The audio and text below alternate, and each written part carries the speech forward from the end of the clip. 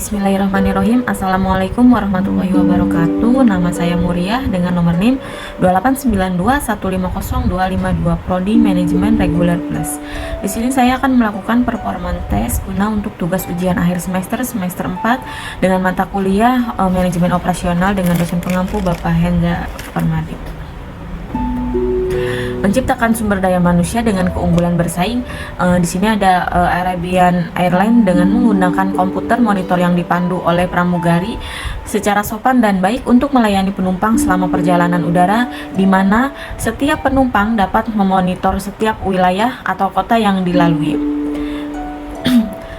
Rute dengan komputer yang ada di hadapan tiap-tiap penumpang, sehingga penumpang dapat memonitor mereka berada saat itu. Dengan pemberdayaan pramugari seperti ini menjadi daya tarik sendiri untuk memberikan kepuasan bagi pelanggan-pelanggan dan merupakan keunggulan bagi Arabian Airlines di dalam merebut segmen pasar penerbangan untuk rute Asia Tenggara ke Eropa.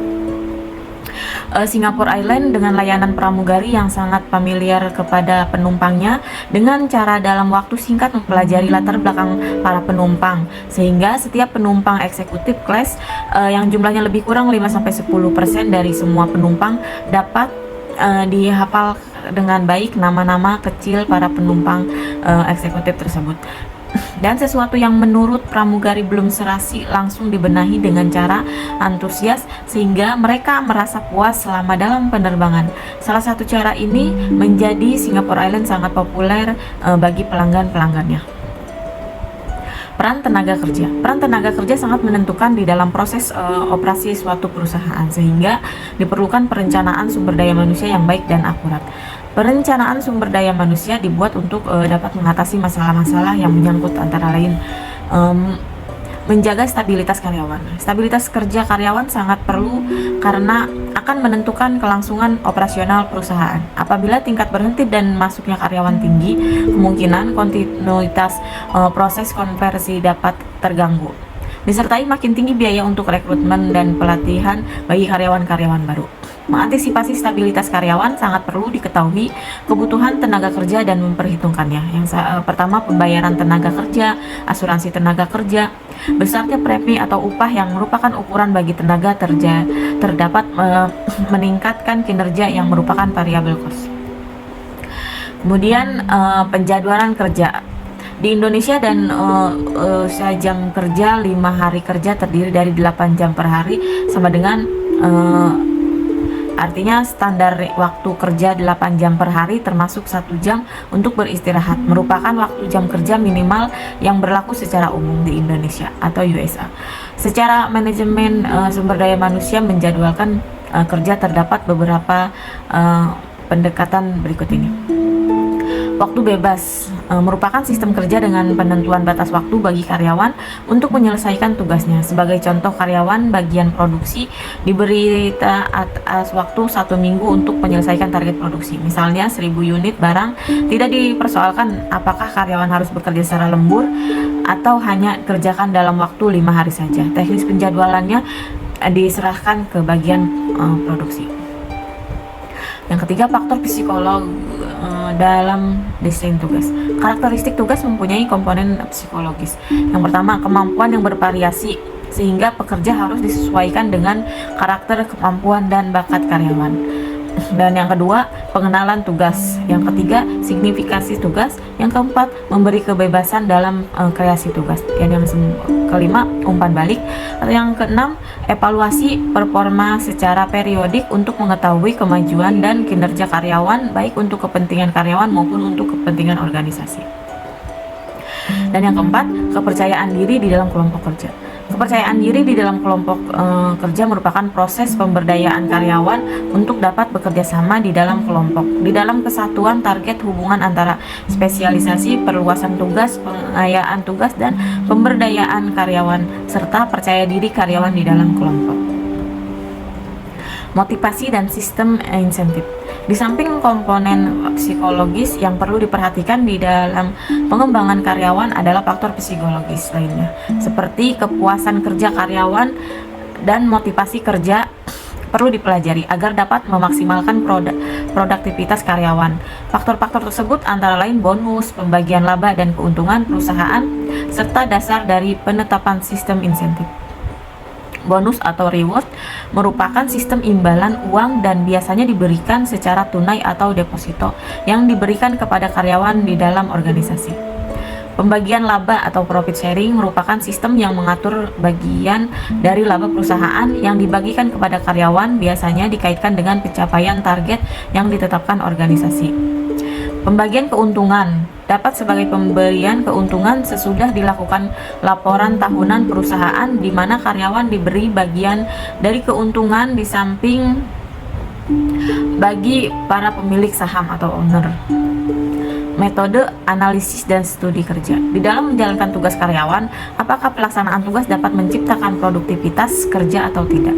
Maka perlu diadakan analisis dan studi kerja untuk mengetahui setiap permasalahan yang ada di dalam pelaksanaan tugas karyawan. Di samping untuk mengembangkan prosedur dan keamanan kerja, juga untuk meningkatkan kualitas kerja karyawan. Langkah-langkah untuk itu dapat dilakukan dengan membuat diagram atau alir kerja, menggunakan gambar-gambar untuk menganalisis pergerakan manusia dan bahan atau material, sehingga dapat didesain alir kerja yang paling efisien dan paling aman.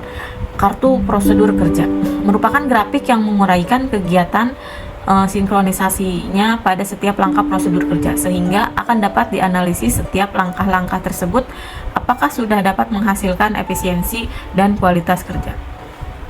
Visualisasi tempat kerja. Visualisasi tempat kerja merupakan langkah yang paling baik untuk melakukan monitoring karyawan di tempat kerja, sekaligus untuk menganalisis situasi di tempat kerja, apakah sudah memadai atau masih dapat lebih ditingkatkan. Tujuannya untuk meningkatkan komunikasi antar karyawan atau karyawan dengan atasannya dan karyawan dengan peralatan yang ada. Visualisasi di tempat kerja, gambaran tingkat persediaan, gambaran check time untuk menyelesaikan suatu pekerjaan, gambaran informasi kebutuhan persediaan setiap hari, gambaran monitor peralatan dan mesin yang memerlukan bantuan karyawan, serta gambar prosedur kerja operasional yang spesifik di tempat kerja. Standar tenaga kerja. Standar tenaga kerja digunakan untuk tujuan mengevaluasi pelaksanaan tugas dalam pekerjaan karyawan serta pemanfaatan fasilitas operasional. Dan yang kedua, untuk membuat forecasting, perencanaan, dan pengawasan. Pengukuran kerja. Pengukuran kerja merupakan penentuan tingkat dan kuantitas karyawan yang langsung terlibat di dalam sistem konversi. Pertama-tama ditentukan standar waktu kerja karyawan berdasarkan data kemampuan rata-rata kerja karyawan yang pada umumnya dilakukan dengan cara mengadakan sampel pengamatan. Sampel tersebut terdiri dari sejumlah karyawan dengan tingkat keterampilan yang berbeda. Kemudian tingkat output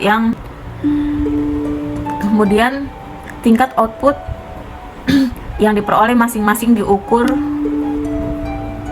Dari hasil pengukuran itu diperoleh rata-rata kemampuan kerja mereka.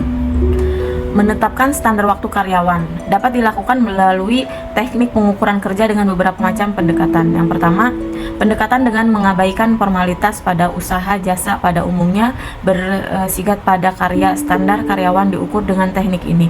Dengan demikian, gaji atau upah tidak didasarkan atas efektivitas kerja. Pendekatan data historis. Teknik ini menganggap bahwa apa yang sudah dilaksanakan adalah normal. Jadi standar karyawan ditetapkan atas dasar data pelaksanaan yang sudah dilakukan. Pendekatan waktu langsung pada umumnya teknik ini disebut study waktu atau stopwatch dan alat yang digunakan adalah stopwatch. Dan yang keempat, pendekatan sampel kerja. Teknik ini dapat menggunakan metode TVET yang diperkenalkan tahun 1934 di mana Morrow merupakan orang pertama yang menggunakan metode ini di Inggris dan menyebutnya rasio penundaan. Sejak 1952 metode tersebut berkembang pesat khususnya di Amerika dan negara-negara industri maju yang ada sekarang. Dasar-dasar teknik ini menggunakan metode statistik dalam menentukan proporsi dan besaran sampel. Baik, demikianlah presentasi singkat dari saya. Kurang dan lebihnya saya mohon maaf. Wassalamualaikum warahmatullahi wabarakatuh. Terima kasih.